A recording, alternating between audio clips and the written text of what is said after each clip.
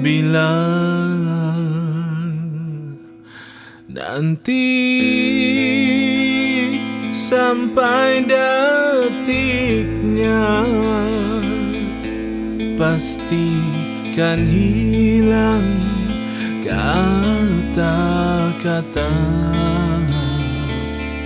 bagai jatuh pandangan mata, mengukur jarak sementara. Bila nanti sampai detiknya, pastikan hilang kata-kata, bagai jatuh pandangan mata.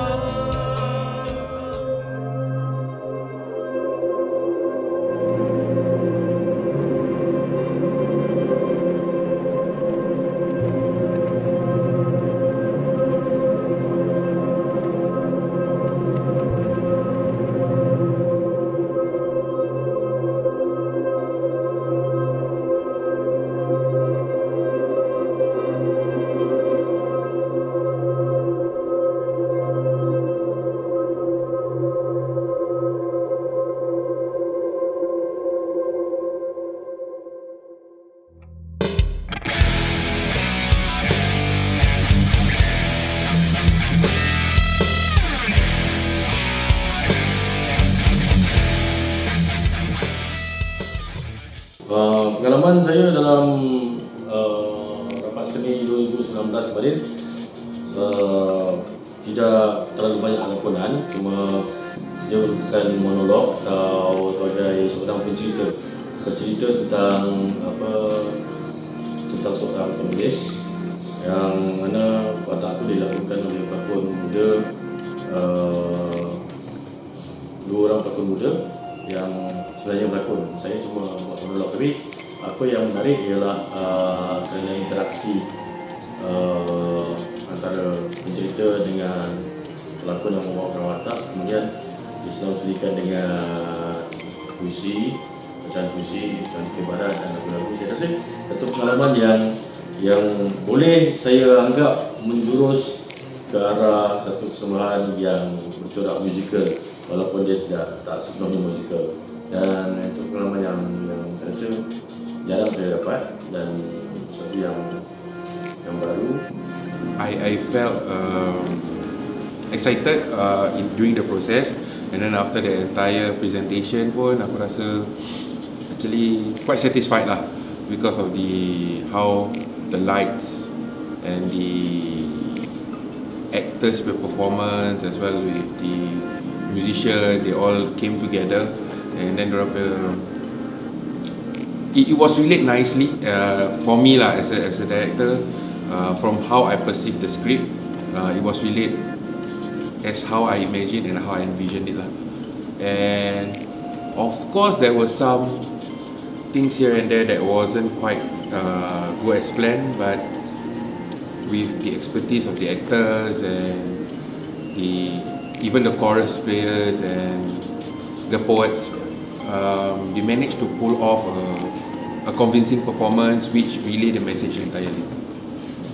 Honestly, that show was like macam, I would say very cool lah, because it's like kind of different environment and different kind of vibe when I'm performing di Barat, and also engaging with the actors and the actress dekat dalam scene tu was very good experience for me lah. Emotional, because most of the song, the storyline really do affect me somehow. So yeah, I quite feel emotional, and the song is awesome. The performance itself is good.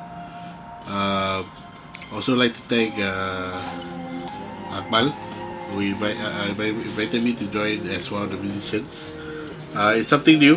I never did a production or performance while they are acting and then we are creating the music. I think it's always, well, it's not the first time I did that in the Esplanade. but it was facing an audience. But this time facing the audience from a top view lah, so it's a different concept. But it's something new, but it's interesting and fun lah. Okay, to be honest, I feel kind of like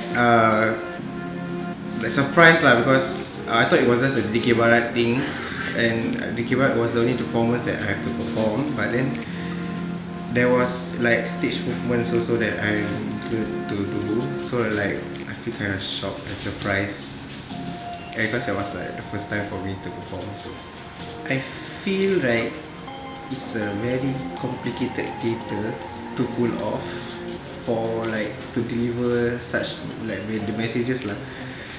Then I'm surprised that someone that can do it lah. Like I'm very amazed that people can actually deliver, and I think the mass understand the message behind the performance. I really feel a unique kind of experience. It's a unique experience for me because of how Rapatseni 2019 was staged. Because through my experience as a musician, we normally perform on stage or probably backstage in terms of supporting for theatre-like setup. So this, I believe, is also this is definitely a theatre-like setup. But what makes it more unique is actually, in fact, of the space, the ambience of the environment. It's a parliament, right? It used to be a parliament house, right? So that creates the X factor lah, to make it a lot more unique. And on top of the lightings, the technical aspects and all, it really gives a very unique impact for audience and of course myself as a performer. It was a really fun experience for me because I only started doing performing arts in 2018, and being in a theatre show was really like very new thing to me, and like I get goosebumps about it every time I think about it. Yeah. I feel like it was a very good experience because it was just my second time taking part in another theatre show. But the difference is for Rapatseni, there's contemporary movements for us. It's not just Tiki Barat. So it was a different kind of experience for me. It felt like a very different experience because being part of theatre before, it's always on the stage, and we had the chance to perform in the old Parliament House. So the setting was very different. It was very like personal and like intimate with the audience. So that was very new and very refreshing.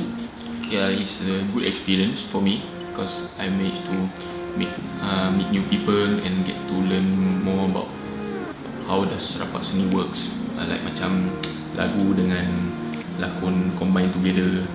Belajar with Rafa Hamzah because he's the one yang dah lama experience with this Rapatseni, and so get to buat work together with DK Barat, together with Abang Akmal, everything. Yeah, then buat music, everything. Yeah, it's really fun lah.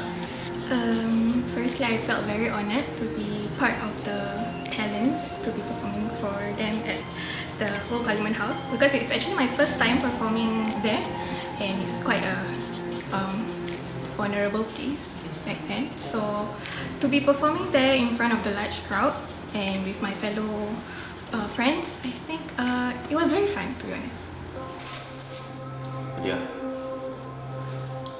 Nadia dengan sini okey. Janganlah macam ni. Kan saya beritahu awak saya memang nak buat kerja ni. 3 bulan lalu saya bilang awak kan. Kemarin tu awak kata okey je. Kemarin awak bilang saya tu, saya ingat awak tak serius. Tahu-tahu je awak dah berhenti kerja. Nadia, awak tahu kan saya dah fikir masak-masak. Saya tak pernah buat benda tak fikir betul-betul. Semalam saya dah tender pun. Saya dah buat benda tu full time, dah tak setengah masak lagi dah. Awak ni memang merepek ah. Lagi 6 bulan tau kita nak kahwin. Awak cakap awak dah cukup savings. Alah. Awak punya side semua dah settle. Ha? Awak tak fikir betul-betul ke ni? Nadia, I know what I'm doing, okay? Tolonglah, kasi saya support sikit boleh tak? Dah lah. Saya dah tak tahu apa lagi nak cakap dengan awak lah. Awak dah gerik sangat kan dengan kawan-kawan awak tu semua? Buat performance konon. Berapa duit awak buat performance tu? Boleh kasih saya makan ke nanti? Ha? Boleh beli rumah? Dah lah. Saya nak balik lah. Nadia.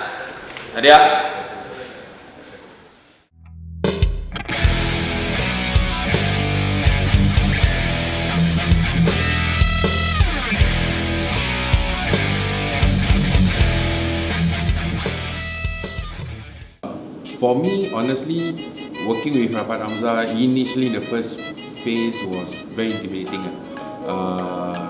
Apart from the fact that he's a wonderful actor, he's also a director himself. So the challenge for me is to find a way on how to get across to him without being overstepping on his experience. And thankfully he was really pleasant and nice to work with. He helped a lot. I think for me the entire good thing about this whole thing is it's not just about me directing them. It's also a learning process. I learn from them as well as the other way around. And then when it comes to the younger actor, also I learn new things about them as well, as much as I've directed them before. Apart from Rafa'at, aku tak pernah direct dia. Tapi bila aku direct the other two young actors, right, I learn newer things from them, like stuff that I wouldn't know that they can do for me. Because usually when I direct them, it's usually on my script, but this is on someone else's script, Akmal's script. So it gives me a total different perspective as a director. So the challenge is actually trying to bridge the differences between the actors, the experience and the not so experienced, because I don't want to make it seem like Rafat Hamzah is carrying the show alone. So they have to pull on their weight, and of course the enhancements of light help the delivery and emotion. Bagi saya ialah bagaimana untuk menyampaikan cerita atau narasi saya dan yang berkesan untuk dibawakan oleh pelakon yang dua orang ni. Kerana kalau apa yang saya ceritakan tidak dapat dihidupkan dengan dua-dua pelakon ni, agak longgar. Dan cabaran ialah untuk mereka mengerti atau memahami cerita yang saya sampaikan sebelum mereka menonton watak tu. Dan sebagai seorang pelakon yang senior, saya rasa tanggungjawab tu jatuh pada saya, kerana saya rasa tidak puas kalau saya bercerita kemudian yang membawakan watak tu tidak berjaya untuk menghidupkannya. Dan saya rasa bukan soal saya sendiri, kerana kalau untuk kepuasan saya sendiri, saya rasa saya buat kerja saya dan membiarkan mereka berdua, saya rasa itu agak kurang adil. Jadi secara otomatik saya jadi seorang mentor pada pelakon ni untuk mereka hidupkan watak. Kerana saya rasa walaupun adegan-adegan kita tidak sama, adegan yang berbeza, adegan pencerita dan adegan yang membawakan watak, tapi saya rasa kita harus membuat satu persembahan yang kita nampak compact, yang ini bukan persembahan yang berpisah. Dan kalau mereka tidak berjaya, penceritaan saya juga tidak berjaya. Dan itu cabaran saya, kerana kita tidak punya banyak waktu untuk latihan bersama. Mereka berlatih sendiri, saya berlatih sendiri, kemudian kita berjumpa, ada benda yang tak kena. Saya rasa itu dalam masa yang singkat adalah cabaran yang agak berat, macam mana untuk menyatukan dua cerita yang di mana latihan diadakan secara berpisah. Dan akhirnya saya rasa dalam jangka masa pendek tu, cabaran tu dapat kita sama-sama, saya dan pelakon yang baru. Saya rasa akhirnya dia menjadi satu benda yang agak unik, kerana tidak mudah buat kerja yang macam tu dalam masa yang singkat. So itu satu kejayaan yang saya rasa dapat saya banggakan juga lah. The challenge that I faced for the whole performance is actually honestly guiding each other to find the right tone and all the executions that we are supposed to give lah. So that is most likely the most challenging one for me. The rest is quite simple and okay. Challenges, yes. Sound-wise, feedback. There's delay of when because of it's an indoor kind of thing. So there always definitely there's feedback and delay of sound. So whatever when they're singing, what we hear is different. So when we want to play our instruments, it's a bit difficult. But we did manage to solve the problem. Challenges would be, like I said, it's just my second time, so the contemporary movement was something really different for me to adapt to.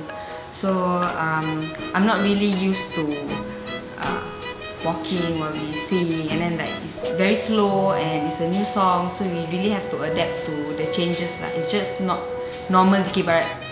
When we have to combine Dikir Barat song and with our music, we have to mash up together to create a good music. So yeah, that's one of the challenge. Yeah, to create a nice balance music for Dikir Barat and for our side. I was actually really scared. I really I cock up somewhere, but putting that behind, I was just like, okay, you know what, let's just have fun lah. So I just interacted with the audience and Alhamdulillah, everything went well. Yeah. The challenges firstly was to try to figure out the spacing because it was very narrow, and it helped that we had the plotting and blocking and everything, but the challenges was mainly the spacing. Other than that, it was I took it like a good challenge. As a drummer musician during this theatre, the difficulty that I face is actually more of a complication, but not quite, because probably it's because how we were staggered during the setup, during our positioning on set, because this is also adds on to the uniqueness, because instead of facing the audience, we are actually in a point of the audience view. It was encouraging, very encouraging, and a lot of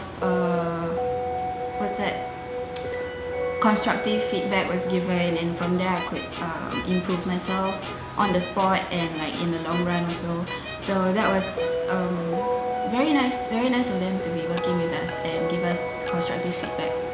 Okay, it's actually my first time reading the poems. Take my time and understand the meaning of each sentence. Each word is actually very important, and it's also written by Encik Hamid Ismail. I guess I feel like it's my responsibility to actually portray the meaning well. Challenges dia to get dia punya watak lah, because at first bila baca skrip tak faham sangat. After the guidance from Hidayat Nordin, then from Abang Amal, after that from Chief Pak Hamzah, pelan-pelan dapat tahu lah how about this the guy named Adam ni, about himself. Hidup usia remaja haruslah waspada dari hela tipu daya. Dunia penuh pancaroba, jangan mudah dikau tergoda. Hidup usia remaja haruslah waspada dari hela tipu daya.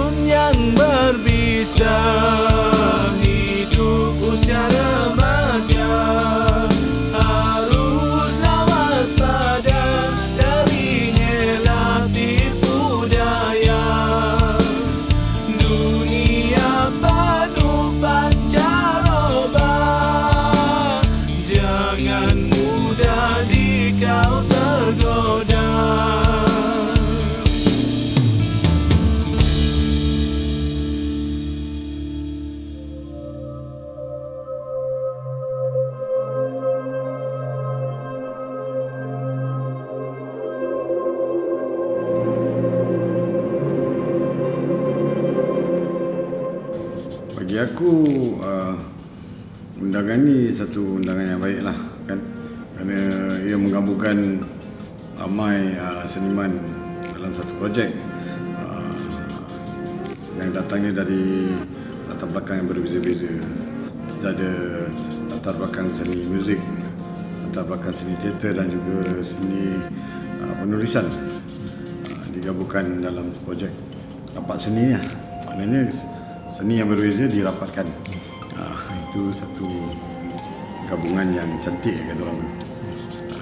Bagi aku sebagai seorang dramaturg kerja aku kan kata orang kacukan seni-seni yang berbeza ni dalam satu pentas. Tak kira lah pentas yang macam mana sebenarnya bagi aku. Yang pentingnya kreativiti kita bila kita menyampaikan. Pentas yang kosong pun boleh jadi sesuatu yang indah kalau kita pandai gunakan approach dia, cara kita tampilkan persembahan tu. Bagi aku itu yang lebih utama. Tempat dia kan satu karakter yang lain kan. Kalau tempat dia punya karakter dia jadi lain. Tapi kita boleh ubah tempat dengan set mungkin ataupun dengan dekorasi mungkin kan. Lagi tanggungjawab dramaturg tu dia memberi laluan untuk karya-karya tu berkembang.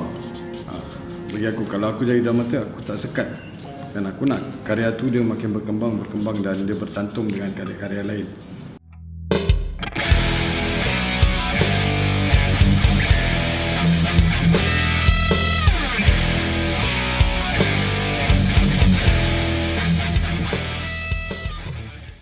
Bagi saya, kalau kita cakap gabungan puisi, muzik, teater ni, dia sebenarnya bukan perkara baru. Kan, dalam Nusantara ni sendiri sudah dilakukan, sudah ada kan. Indonesia contohnya daripada zaman kata orang tu zaman apa tu, penulis mapan Indonesia, persembahan puisi dan teater tu selalu sangat digabungkan. W.S. Rendra punya Pementasan, selalunya begitu kan. Dan ini bukan satu yang baru, cuma mungkin cita rasa orang Singapura berbeza, cita rasa Malaysia berbeza, Indonesia berbeza. Jadi kita lebih tahu apa yang kita nak makan kan, dan kita lebih tahu apa yang kita nak hidangkan. Performing a poetry act and also engaging with DK Barat and other like bands is very cool for me. Like I don't mind putting 100% for this kind of thingy because it's gonna be a very different experience and also cool lah. I would say aesthetically cool lah, like very different vibe. I'm actually very amazed and surprised how this show was being put off because it's a lot of things being combined into one, and to carry out the message is very difficult, but the poetry and the DK Barat aspects falls perfectly throughout the show. And whenever the DK Barat aspect is being brought in or whenever the poetry is being brought in is at the right time where the cast take a break, the main cast take a break. So I think that's a very good part to pull out the message to the audience. Previously, I think we did something similar also, so it's not actually very new to me. So back when I was in theatre, I also did acting, but at the same time we did have like singing and also a bit of DK Barat. So this Rapatseni is actually more of like a continuation from what I did back then. I think generally music is for everyone, even for the younger generation, but poem especially, it's not really out there. So when we actually incorporate all this music and poems, I think it's a really good way to reach out to the younger audience. Yeah. Well, it's something macam a completion of everything lah. Pasal kita belajar everything.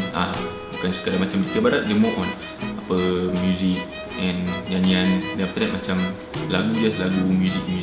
For theatre, everything is combined. Good thing for this Rapatseni is a combined element. DK Barat, ataupun muzik, habis ada lagu-lagu, irama, everything dengan lakon-lakon like the theatre. So it's a full complete package lah.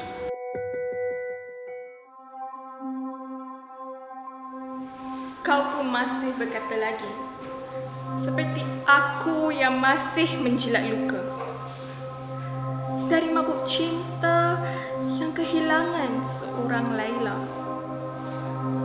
Lihatlah, anjing yang berkeliaran di rasuk malam. Sihir angin yang tidak menunjukkan wajah.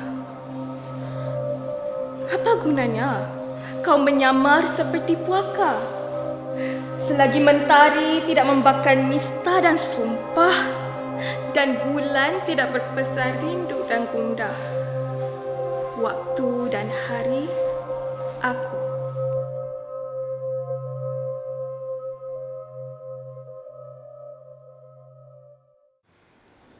Pen. Mana orang pakai pen lagi sekarang? Semua pakai handphone, laptop, tab, touchscreen, tab, virtual. Pen pun orang dah tak pandang lagi. Kecuali bila nak kena sign.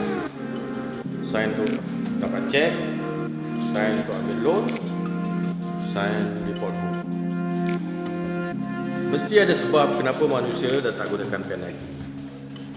Sebab pen ni kotor sebenarnya. Budak-budak banyak jonting. Kadang-kadang dalam meeting pun kita jonting, tak dengar apa yang bos merepek. Tapi dalam tangan orang-orang pandai, pen ni boleh jadi bahaya. Boleh cucuk orang, boleh buat tulis surat, boleh dapat macam-macam benda. Dalam tangan orang-orang pandai dulu-dulu, pen ni boleh buat agreement, pecah belahkan budaya. Mana Inggeris, mana Belanda. Boleh sampaikan propaganda negara, boleh jadi macam-macam benda. Tak semua orang yang betul-betul pandai gunakan. Sama juga, tak semua orang yang pandai gunakan keyboard pun. Tengok aje lah Facebook, baca komen dorang aja kau dah tahu orang tu pandai ke bengap. Yang gunakan handphone lagi jahanam. Handphone, smartphone. Yang tak smart, orang. So, sekarang macam tu orang masih kahwin ke tidak?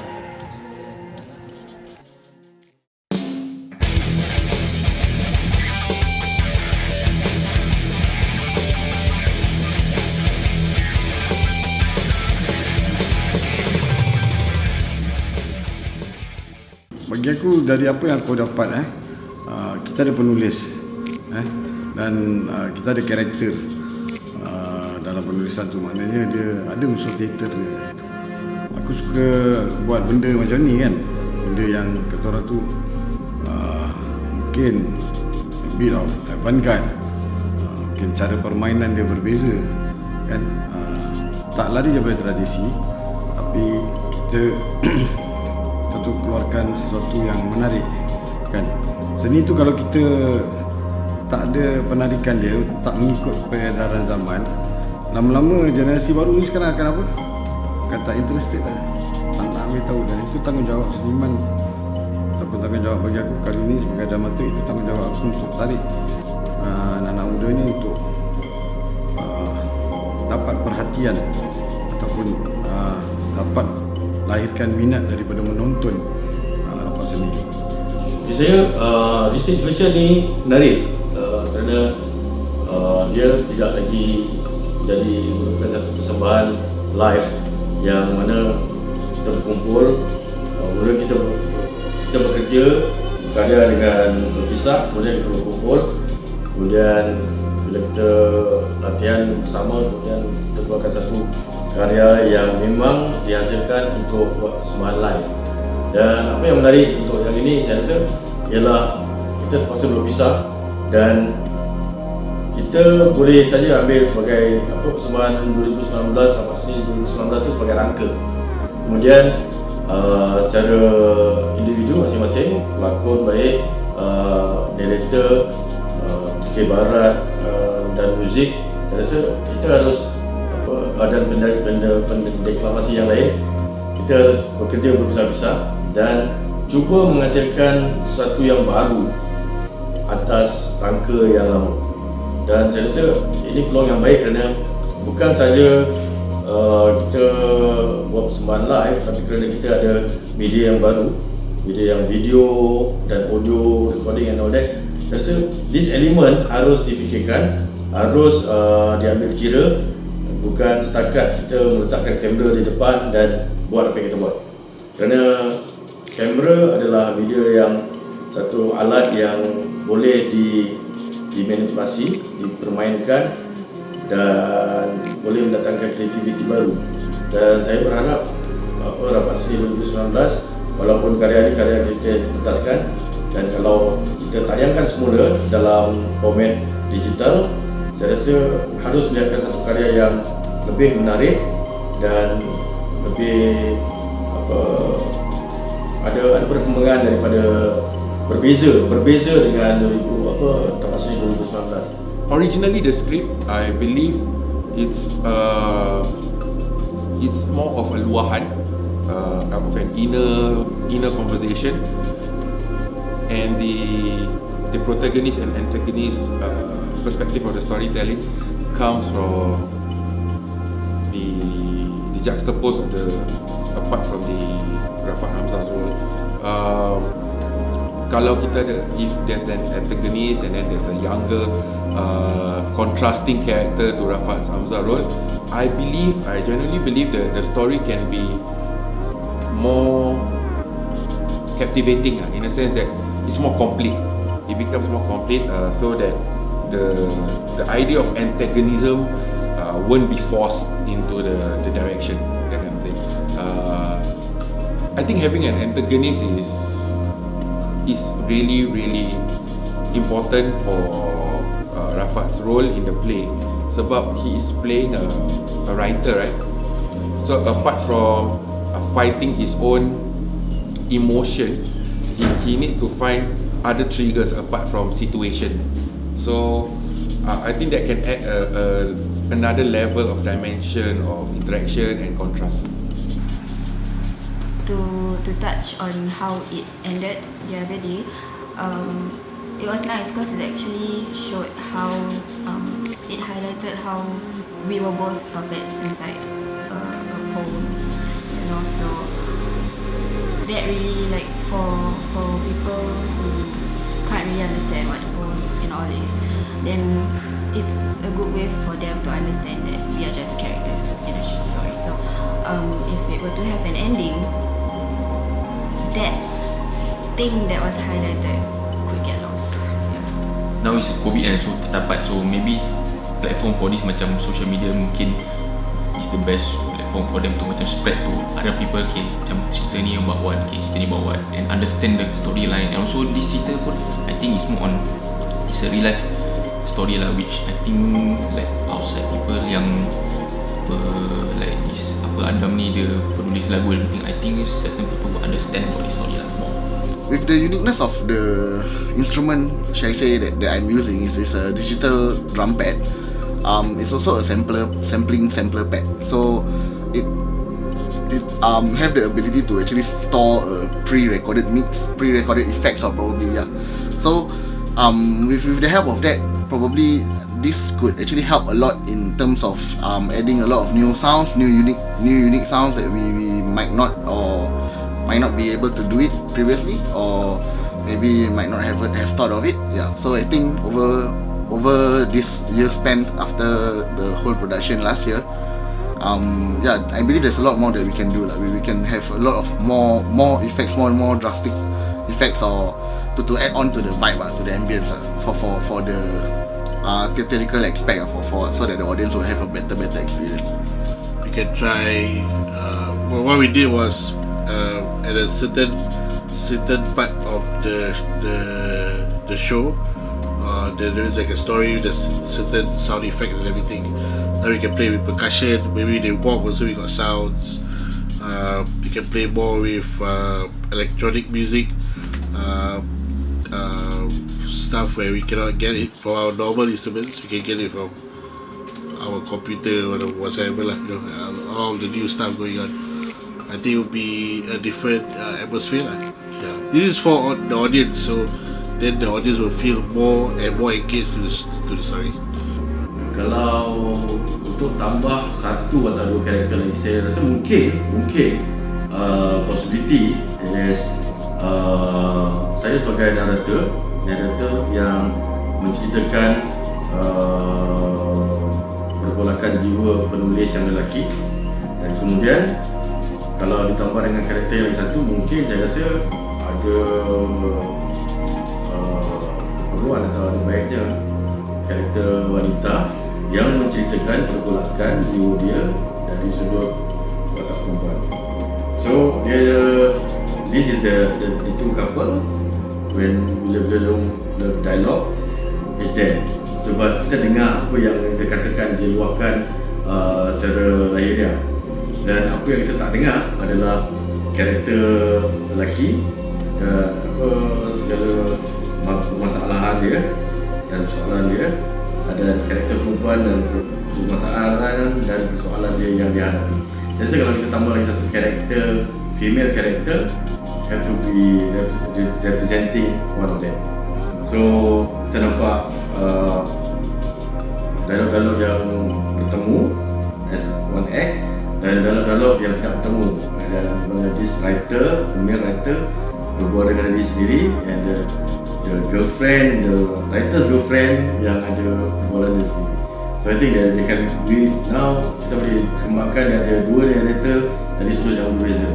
Mungkin ada benda yang sama, mungkin ada benda yang selari, mungkin ada benda yang bercanggah, dan itu kita cuma nampak daripada dua aktor yang betul. I think they will be interesting.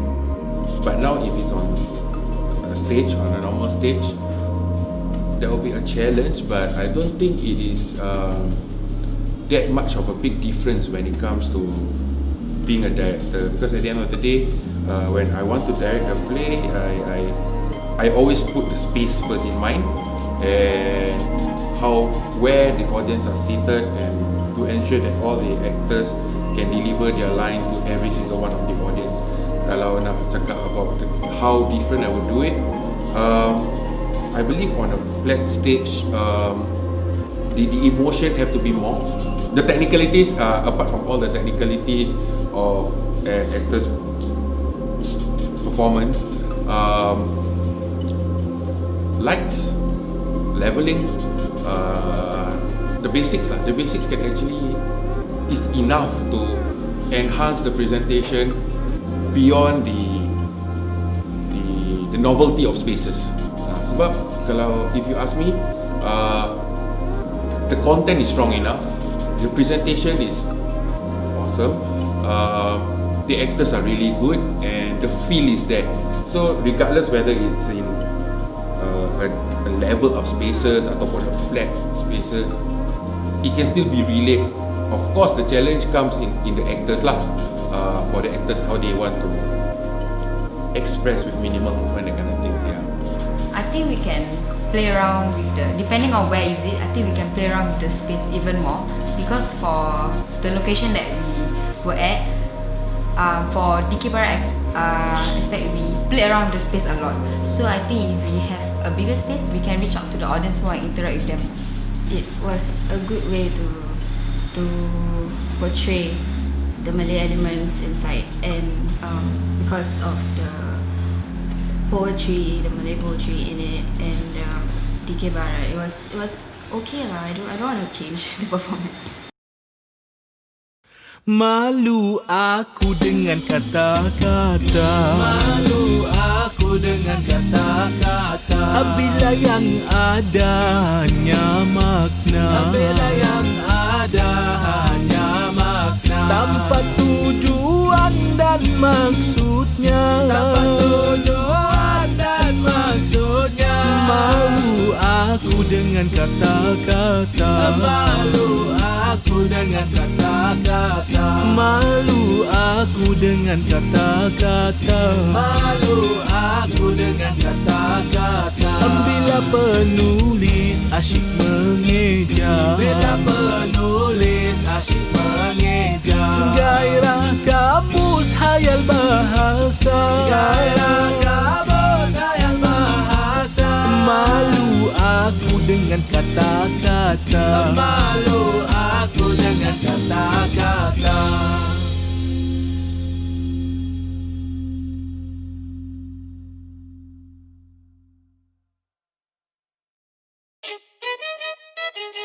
Begitulah nasib pengembara yang murah hati.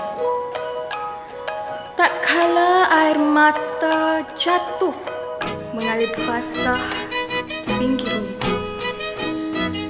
Kadang tak ketemu juga. Janji di celah-celah waktu, bercabang arah di jalan kenangan dan liku. Basah tubuh badan, dipanggang mentari telanjang. Lalu mahligai harapannya tak terbina kembali.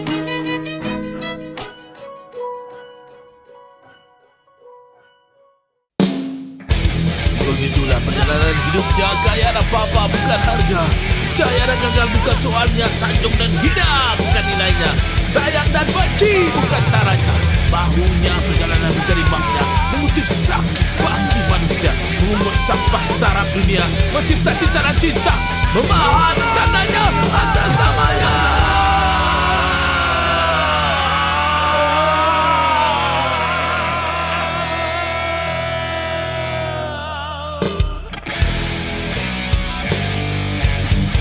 Nisan seniman, nisan seniman.